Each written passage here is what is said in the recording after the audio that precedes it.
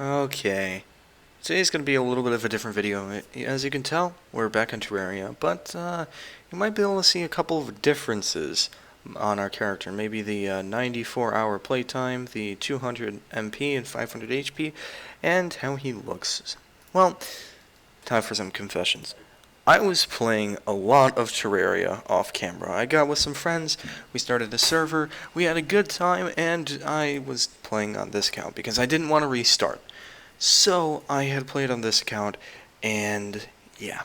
So I made this video because I just wanted to show off what I've done and how far I've gotten before I make Season 2 of Terraria, which I'm going to record right after this. So if you're seeing this video, expect Season 2 to come up shortly afterwards. Unless the video doesn't come out well, then, well, pray. So, let's play, and I deleted all my other worlds because I didn't really need them.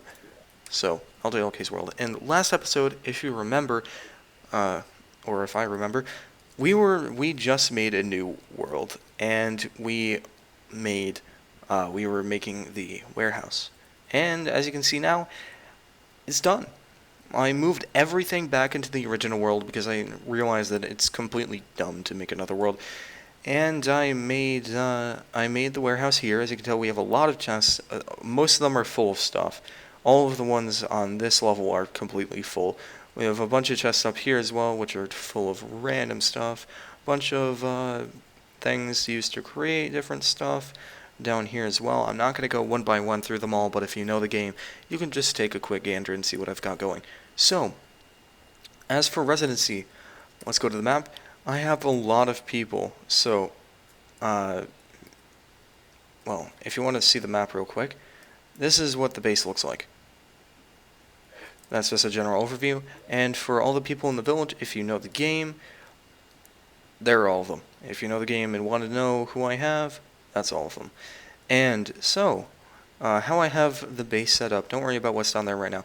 So I have this warehouse, which is the general area. I have my spawn point in here, and this is where I do most of the stuff, because I have all the storage and all of the crafting in here. Then around these, I have a bunch of houses with all of my villagers living in them. Might as well put on my lightning boots so I can get around faster. I have all of these with all of my villagers on them, and then I have these on the sides, which are kind of walls, kind of spires. I think I did a really good job making them look cool, and this is probably the best looking thing I've built in this game. I think I did a really good job. If you're wondering what this is made out of, I believe it's ebonstone brick. I don't know how there's honey there. I believe it's ebonstone brick, and the torches are demon torches, I think. And then the doors are obsidian doors. So those look pretty cool, and then I have one on the other side, and those are just kind of walls to kind of look cool more than anything, because I would say they're to keep enemies out of the base, but let's be honest, they really don't, because enemies spawn in the base, so it doesn't matter. And let's throw that away. And then up here I have some, I just had to make extensions to the base, and I didn't really know how, because I didn't want to extend the walls out any more than they are. I mean, this is already a pretty big area. So what I did was I built above. So I have this place up here where I have my angler, I have this guy, I don't even know who he is, and then a house that got broken, don't worry about that.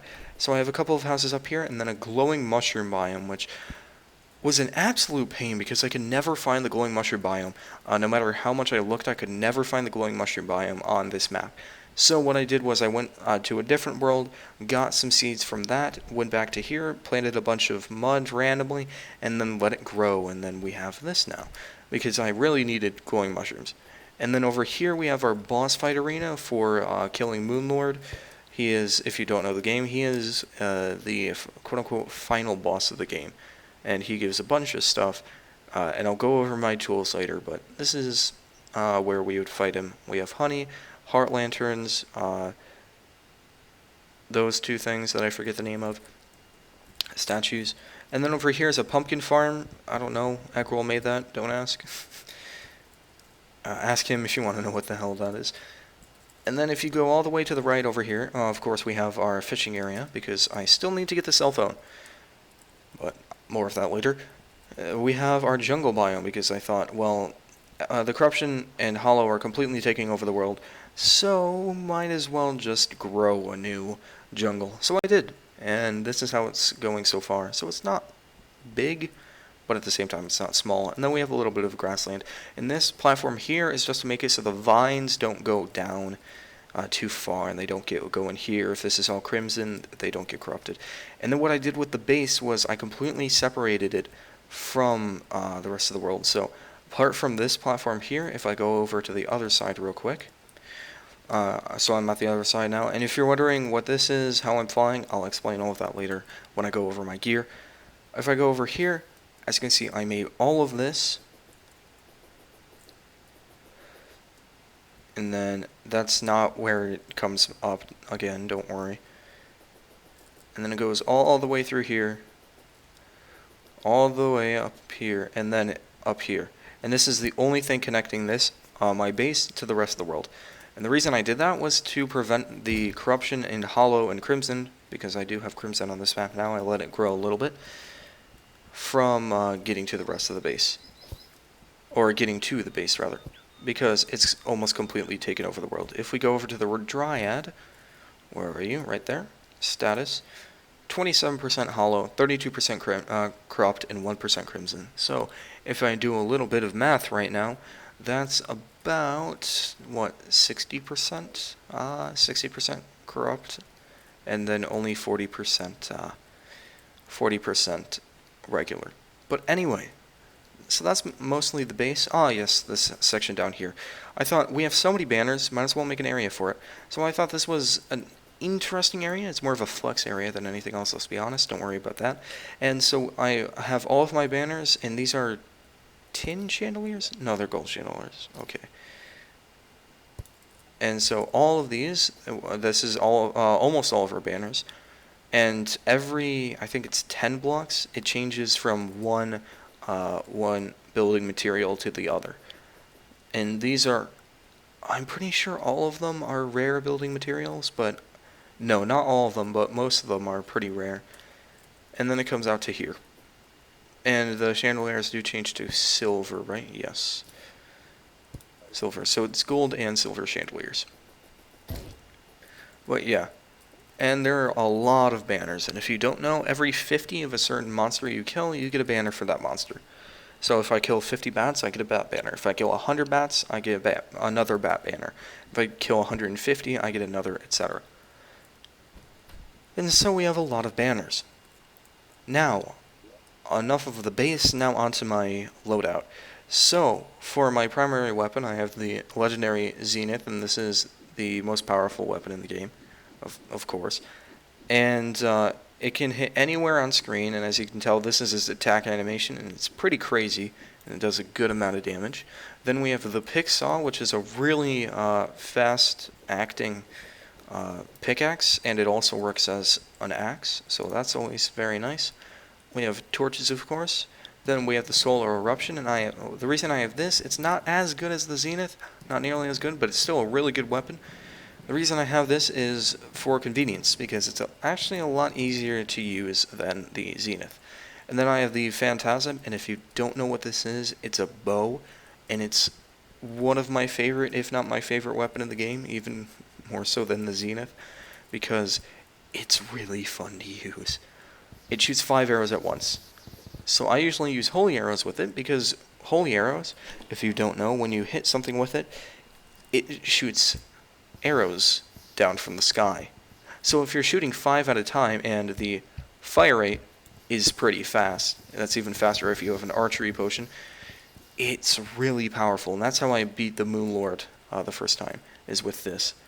And then you can also use... well, I don't have them on me, but you can use, what are they, the Spectral Arrows, the Moonlord Arrows, something like that, which are pretty good with it as well. Then we have the Fletch Catcher, because I'm trying to get a certain item from the Angler, or 2, actually.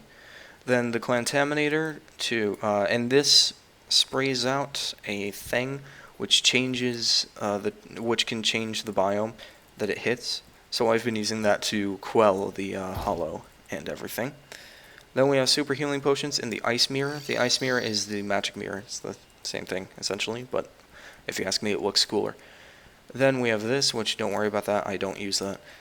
Then we have all of my information tools, which, as you can see, it's all of this. So, and I am talking fast, I'm just trying to get through everything. If you ever miss what I'm saying, you can always rewind. But I have the Goblin Tech, which displays movement speed, damage per second, and valuable ore. I have the Lucky GPS, or the GPS, which shows position and tells the time. Then I have the REK, which displays number of monsters in the area, kill count, and rare creatures. And then the Sextant, which displays the phase of the moon. And the reason why I have all these is not only it gives me a lot of information, but I'm also trying to get the cell phone, which is an item where if you combine all of these, the ice mirror, and 2 certain items that you get from the angler, then you get the cell phone, and it's a really nice item that combines all of these, and it would be amazing to have. And so onto my armor. This isn't necessarily what I usually use, but most of it is. So my cosmetics, it's a bunch of random stuff. But for my armor, I have the solar flare set, the full solar flare set, which is a pretty powerful set that you get. It's a melee-based set that you get from solar fragments, which you get from pretty much killing the Moon Lord. It's complicated, but it's essentially from killing the Moon Lord. Then we have the tattered fairy wings, which allow me to fly for quite a while, not indefinitely, but for quite a while. And then we have the Berserker's Glove, which I wear this because it gives me a ton of defense. Because of the modifier I have on, it gives me 11 defense total, the modifier giving 4. And then it also gives increased melee speed, melee knockback, and enables auto swing. And then onto the armored, or the Celestial Shell Armored is the modifier I have on it, and it just makes me good. It pretty much boosts all my stats. And then the lightning boots, which I use for running around, and they're like the Hermes boots, but better. Then the Ankh shield, which makes it so it just negates most ability debuffs in the game. Debilities? Yeah, that's not what it is. And then, as for my equipment, I have the lunar hook, which is like the web slinger, except, well, better. Oh, come on. There we go. There we go. Those are the 4 hooks. You can have 4 at a time, and their range is incredible. Then I have the Meowmere minecart, which looks cool. It's purely cosmetic. And then I have the drill containment unit. And this thing, if you know what it is, you know. But it's insane. See this entire area that's over here? This is all mined out. And the way I did it was with the drill containment unit. So let me just show you how fast it mines. And these are just stone blocks. So it mines decently fast, I would say. It mines pretty fast. Yeah, so that's a great mount to have. And then if we go back up, yeah, so that's always nice. And that's pretty much it for my gear, I think. And the solar flare armor allows me to dash, so that's what that has been. But yeah, that's pretty much it. We've defeated most bosses in the game, not all of them, but most of them. A lot of the other stuff that you see is mostly cosmetic, like this stuff up here. It's just cosmetic. Yeah, so that's most of everything. If I look at the map, I have definitely done a lot of exploring on the map. Hell, I've completely explored. The jungle over here I've explored a lot of. The dungeon I've explored all of. So yeah. And that's pretty much all I've done in Terraria. You know, just a little bit. I'm kidding. But yeah, that's all I've done in Terraria for the past, well, however long I haven't been uploading videos. But anyway, I'll see you in Season 2, Episode 1 of Terraria. I just made this video to show you what I have done outside of the channel. Nice. Outside of the channel. So, I'll see you all in the next video.